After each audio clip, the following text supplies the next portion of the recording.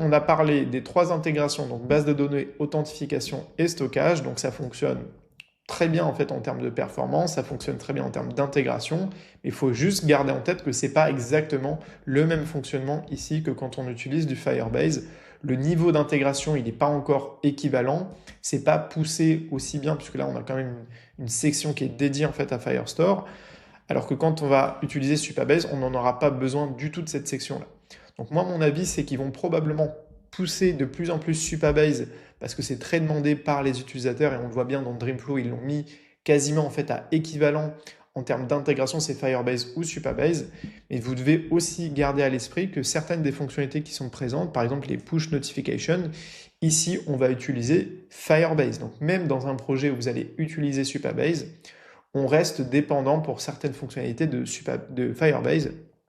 Alors, il existe d'autres alternatives aux notifications push qui sont fournies par Firebase, mais c'est vrai que ça reste nécessaire de l'intégrer pour certaines fonctionnalités de nos projets.